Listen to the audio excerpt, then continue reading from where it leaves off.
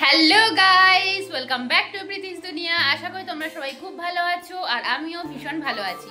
তো আজকে তো সপ্তমী আর সবাইকে জানাই শুভ সপ্তমীর অনেক শুভেচ্ছা।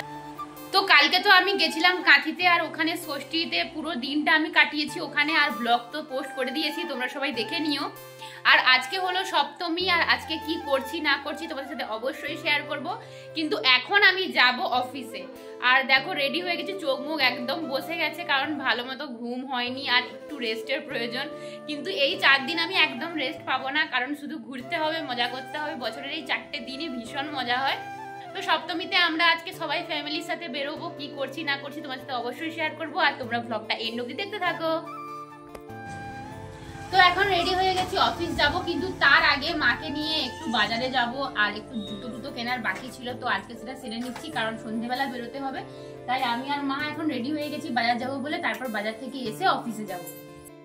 ঠিক 9:30টার সময় আমি অফিসে পৌঁছে গেছিলাম, আর ওখানে গিয়ে আমি যে কাজগুলো পেন্ডিং ছিল ওগুলো সব করে নিচ্ছিলাম। আর আজকে যেহেতু একটু ফাঁকা ছিল অফিস, কারণ অনেকেই ভেবেছিল হয়তো আজকে ছুটি আছে, কিন্তু আজকে তো আমাদের ছুটি ছিল না। তো তাই আমি কাজগুলো পটপট করে সেরে নিয়েছিলাম, আর যেহেতু তাড়াতাড়ি বাড়ি যেতে হবে, রেডি হতে হবে, তাই জন্য। তো দেখো এখন বাজে 2:30, আর আমি এখন বাড়ি চলে এসেছি। বাড়ি এসে আমার এত খিদে পেয়ে গেছিলো যে গপ গপ করে খেতেই আছি, কারণ একটু পরে সব কিছু রেডি করে বেরোতে হবে। আর দিদিও এখানে জামাগুলো বের করে আয়রন করে নিয়েছে। তো আয়রন করে ও দেখছিল যে জামাগুলো ঠিকঠাক আছে নাকি, কোনটার সাথে কি পরতে হবে, ম্যাচিং করছিল। আর ওই তো সব করে দেয়, আমাকে কিছুই করতে হয় না, ওই সব কিছু বেছে দেয়, কি পরবো না পরবো সব কিছুই ওই বেছে দেয়। তো এখন ওগুলো সব রেডি করছিল, এই যে মায়ের শাড়ি, দিদির শাড়ি, ব্লাউজ সব রেডি করে নিয়ে তারপরে আমরা বেরোবো। আর এখন যেহেতু ইভা ঘুমিয়ে আছে, তাই জন্য দেখো আমরা একটু সব এগুলো করতে পারছিলাম, কারণ ও তো উঠে গেলে আমাদেরকে কিচ্ছু করতে দেবে না, শুধু চিৎকার চেঁচামেচি করবে, দুষ্টুমি করবে। আর যেহেতু ওর আজকে 4 মাস হয়ে গেছে, সপ্তমীর দিনই ওর 4 মাস পূরণ হয়ে গেছে, আর ও একটু একটু করে বড় হচ্ছে, আর এটা ওর এই বছরের প্রথম পুজো। তো ফাইনালি আমরা রেডি হয়ে গেছি, আর আমাদের সপ্তমীর লুক। চশমাটা কোথায়?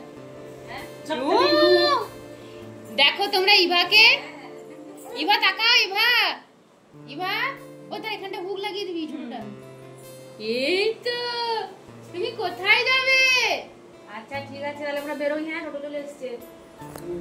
তো টোটো চলে এসেছে, আর আমরা সবাই মিলে এখন যাব সপ্তমীতে। ঠিক আছে, হ্যাঁ। দেখো রেডি হয়ে গেছে। ইভা এদিকে তাকাও, এই ক্যামেরা অন করলে অন্যদিকে মুখ ঘুরিয়ে নেয়, ও একটু ফটোজেনিক নয়। ও মা কিরকম হয়েছে দেখো। দেখো আমরা রেডি হয়ে গেছি সবাই, এই তো মাও রেডি হয়ে গেছে। মা তাকাও ক্যামেরায়।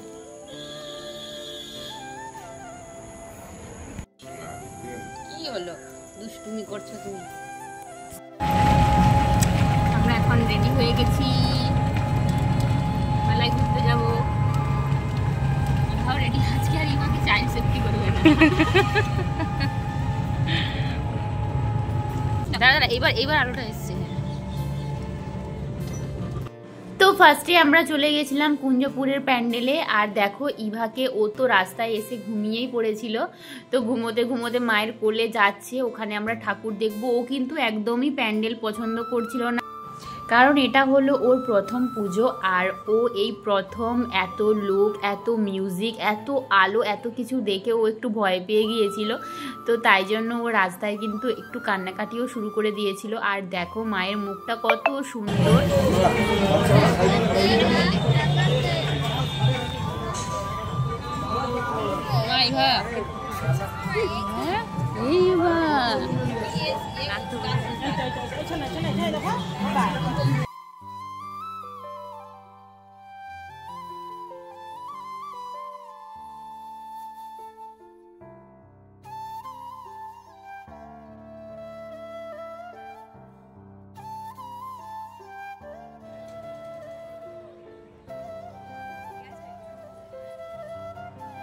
এবং এলাকাবাসীকে দুর্গাপূজার শুভেচ্ছা জানাতে তিনি আসবেন সম্মানীয় সাংসদ সৌমেন্দ্র অধিকারী মহোদয়। তো তো কুঞ্জপুরের ঠাকুর দেখা হয়ে গেছে, এখন আমরা চলে এসেছি বিদ্যাপীঠে। আর আজকে ভীষণ ভিড় ছিল, আমরা ভেবেছিলাম হয়তো সপ্তমীতে অতটা ভিড় থাকবে না, তাই ইভাকে নিয়ে বেরিয়েছিলাম, কিন্তু আজকেও তো ভীষণ ভিড় ছিল, জানি না কেন। আর বৃষ্টি হওয়ার সম্ভাবনা ছিল, কিন্তু যাই হোক মায়ের কৃপায় বৃষ্টি হয়নি। আমরা দেখো এখন চলে এসেছি বিদ্যাপীঠের চৌরঙ্গিতে, ওখানেই হচ্ছে প্যান্ডেল হয়েছে, ওখানেই মায়ের মূর্তি রয়েছে। তো এত ভিড়ের মধ্যে দিয়ে আমরা এখন ঢুকে যাচ্ছি।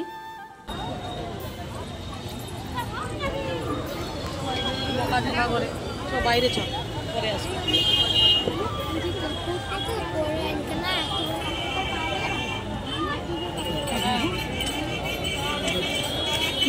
মা পা দেখে নামবে।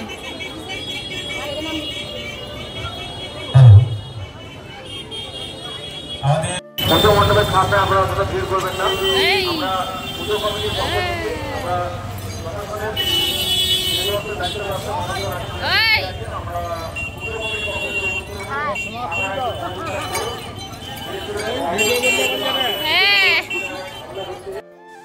তো বিদ্যাপীঠ থেকে ঠাকুর দেখে আমরা চলে এসেছিলাম জনকাতে। আর ওখানে আমি দিদি নেমেছিলাম থেকে, কিন্তু মা নামেনি, কারণ মা ইভাকে নিয়ে বসেছিল।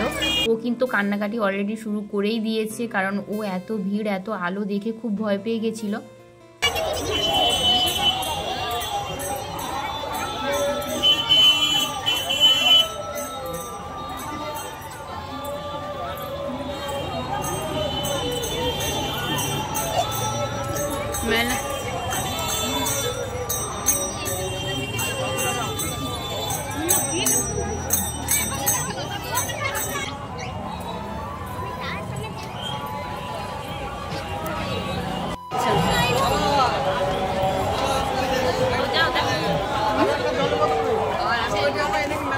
তারপর জনকা থেকে বেরিয়ে আমরা আমাদের স্ট্যান্ড মানে শ্যাম্পু স্ট্যান্ডে আমরা ঠাকুর দেখবো বলে নেমেছিলাম, কিন্তু ইভা এত কান্নাকাটি শুরু করে দিয়েছিল যে আমরা আর ওই দিন ঠাকুর দেখতে পারিনি। আর দেখো এখানে সায়ন্তীদি চলে এসছে, মানে আমার দিদির বান্ধবী। সায়ন্তীদি একটু ইভার সঙ্গে কথা বলার চেষ্টা করছিল, কিন্তু ইভার একদম মুড অফ। তো সায়ন্তীদিও চলে গেছে আর আমরাও এখন বাড়ি যাচ্ছি।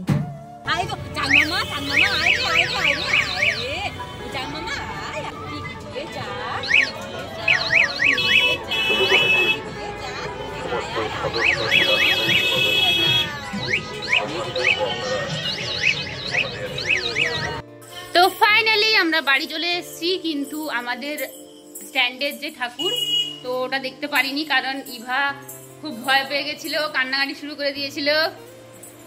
এই তো